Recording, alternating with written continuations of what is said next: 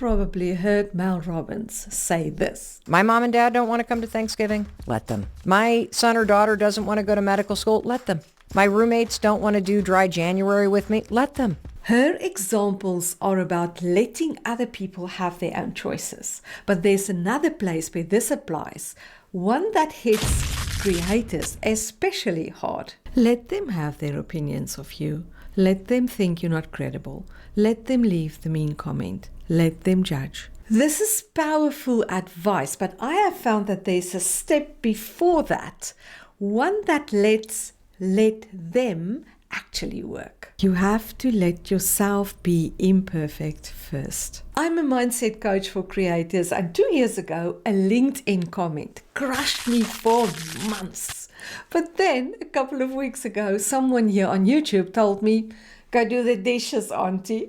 And I just laughed it off and deleted the comment.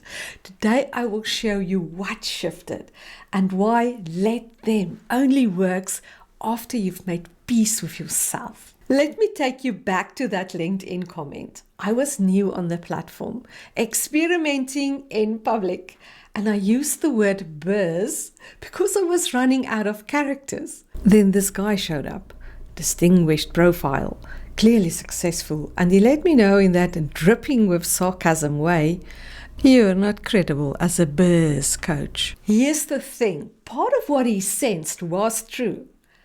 I hadn't built $1 million business. I was figuring things out as I went. And it crushed me. That comment stayed for months. I'd be going about my day and suddenly remember it, and my whole nervous system would tighten. I could let him have his opinion, but it didn't work. The words had already gotten inside. But somewhere in that season, I remembered a video I had watched some time ago. Brooks Gibbs, a school psychologist, was teaching school children how to handle bullies. His advice was counterintuitive. Own the insult. If the bully says, "You're stupid," you say, "Yeah, sometimes I do stupid things." If they say, "You're fat," you say, "Yeah, I could lose some weight." You completely disarm them. There's nothing left to attack because you already own the territory they are trying to invade. And I realized, what if the fiercest bully isn't out there? It's the voice inside my own head.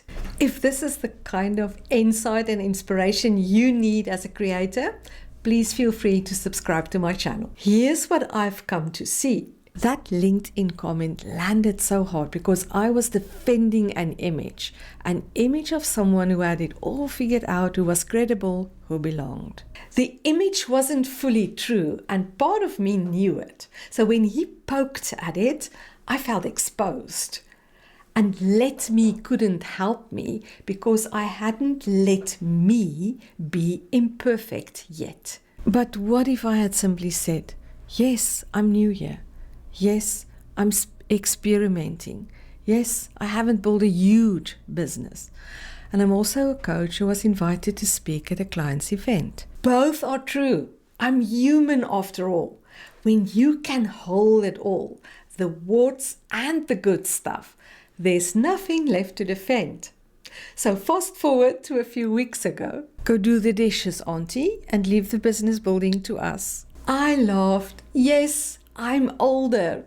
I've lived a little, seen a few things. No, I haven't built $1 million business, but I have built 2 profitable online businesses at my age. And the dishes part? That was just funny. Of course I do dishes. Doesn't everybody?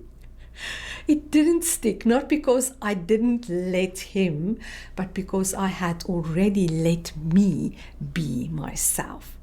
Mel Robbins says, "Let them," but then she adds, "Let me." Let them judge. Let them criticize. Let them have their opinions. And then let me be imperfect. Let me be human. Let me show up anyway. That's where freedom lives.